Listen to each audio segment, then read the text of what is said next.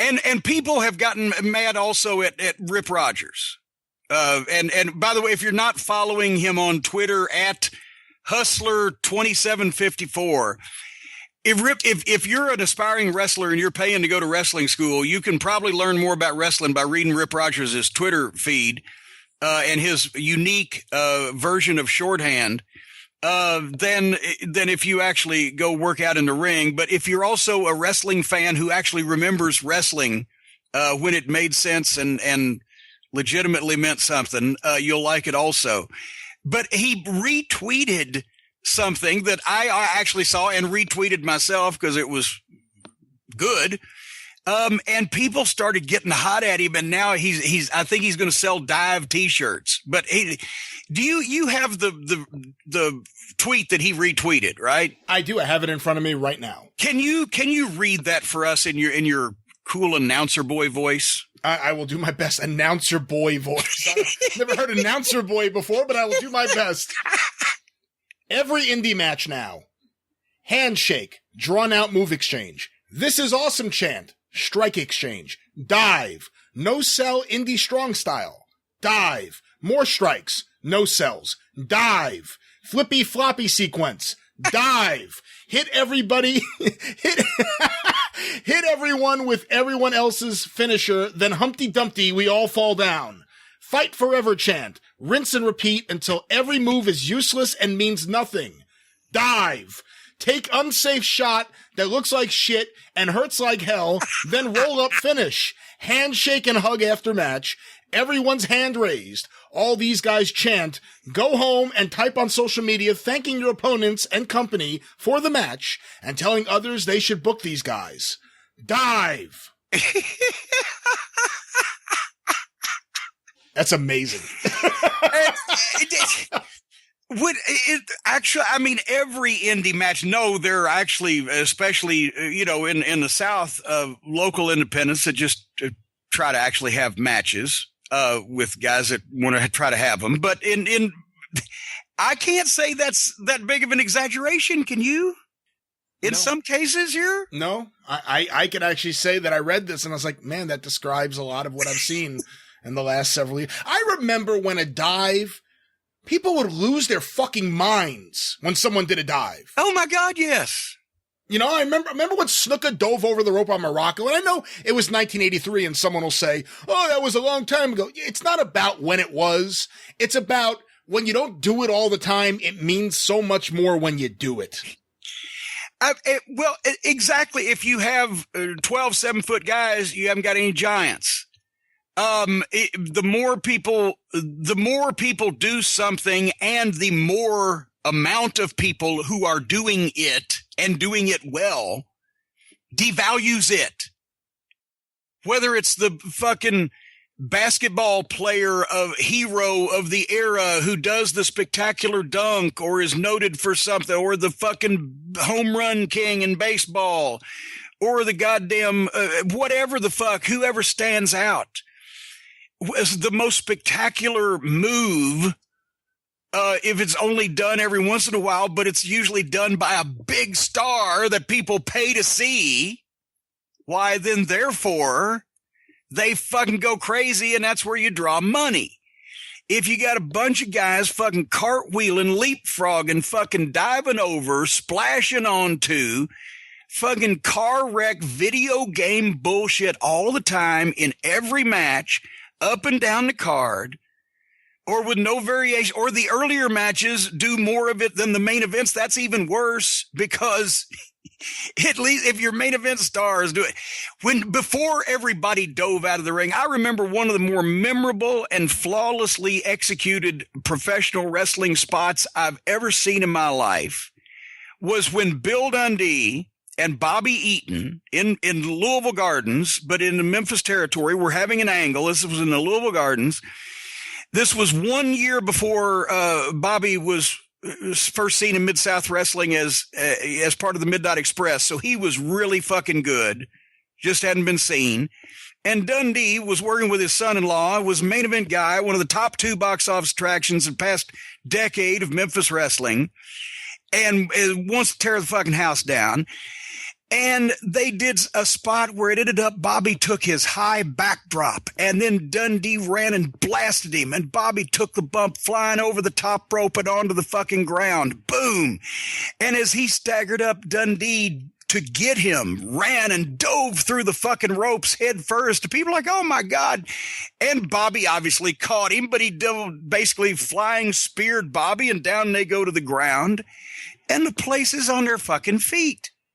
And the place consisted of about 3,000 or 4,000 people on that average Tuesday night, 52 weeks a year. But you didn't see everybody doing that, and it certainly meant something, and everybody sold it. They splattered on the floor and laid there for fucking 30 seconds because people were screaming. The louder they're screaming, the less need there is for you to move when you're a professional wrestler.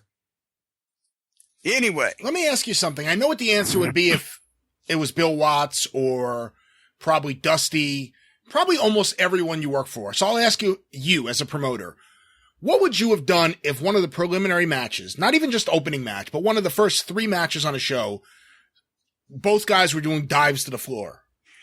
Well, at dives, there would have been some serious conversation afterwards. Dive, Chris Candido and Bobby Blaze.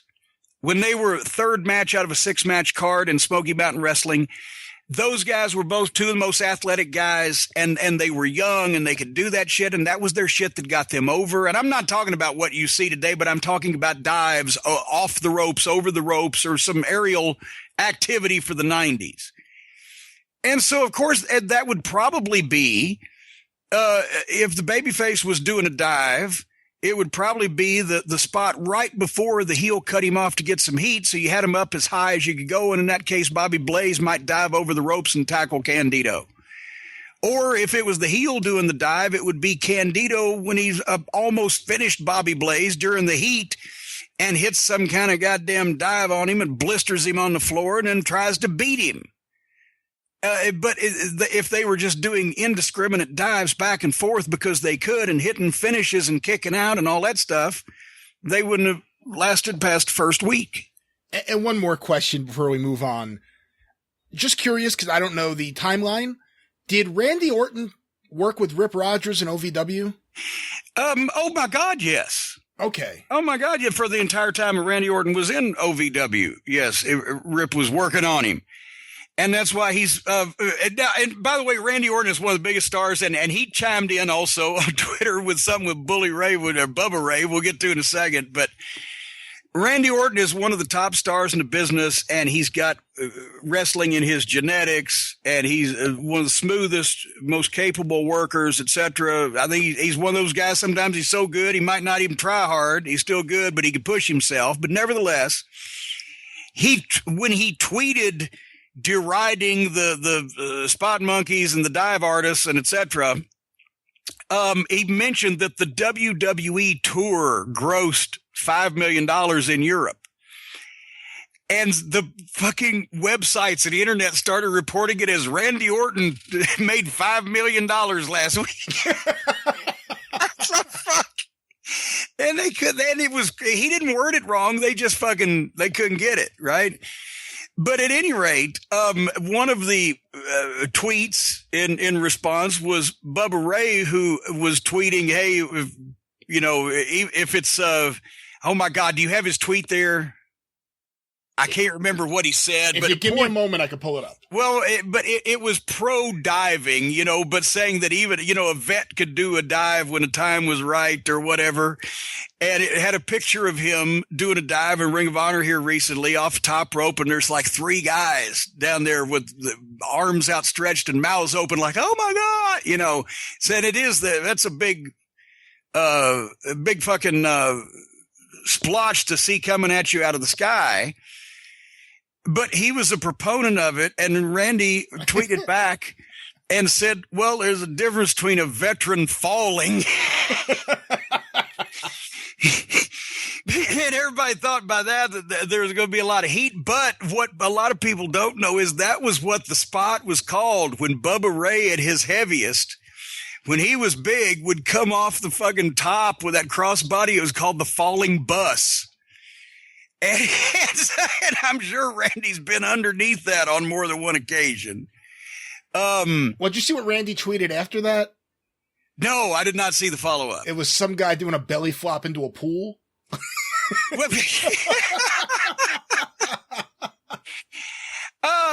But anyway, it's just, so if you're not following the Hustler Rip Rogers, you should at Hustler 2754, because you'll learn more about wrestling. And I'm amazed that not only I can understand the maybe the fans not getting it, but sometimes I can't understand how guys are in the business and don't get it. And just, let's just, and not even super kick at this point, but let's just, I remember one time when Delirious announced that he wanted to declare a moratorium in Ring of Honor on guys getting shot into the turnbuckles, and then the guy charges and they raise their foot and catch him with the boot, which happened multiple times in almost every match of the night. And all it did nobody even took a bump on it. They would turn around and stun selling their chins so the guy could run out. The guy that had just got turnbuckled, that should be selling that, immediately puts his foot up and fucking kicks a guy running full speed right in the face. It looks like it knocks the shit out of him. But that guy doesn't even leave his feet. It just turns him around so the guy that took this devastating turnbuckle can run out and flying fucking dingbat the guy. And it fuck. Flying dingbat. They hit him with the flying dingbat. Actually, that was the code word for, remember, anytime the Road Warriors made a comeback, when when Animal had sold and Hawk would get the tag and make the comeback, one of Hawk's moves would be where he shot the guy off and then he hit the ropes and then did a flying shoulder tackle, right? And we used to call that the flying dingbat. Because especially when Bubba was new and just starting and just learning on the job training there at ringside, I would always make sure to yell to him, "Dingbat," if that was the spot where he was supposed to roll in and interfere. So people see Hawk hit one of our guys with this flying shoulder tackle, and I scream at my bodyguard, "Dingbat!" And he runs in, and nobody knows what the fuck's going on. That was the flying dingbat. I understand that was also the finishing maneuver for the brief period of time that Edith Bunker worked for the Fabulous Moolah. Yes, flying dingbat. and then Moolah insisted on Edith performing favors, and she left to marry Archie. Oh, wow. A lot of people don't know that.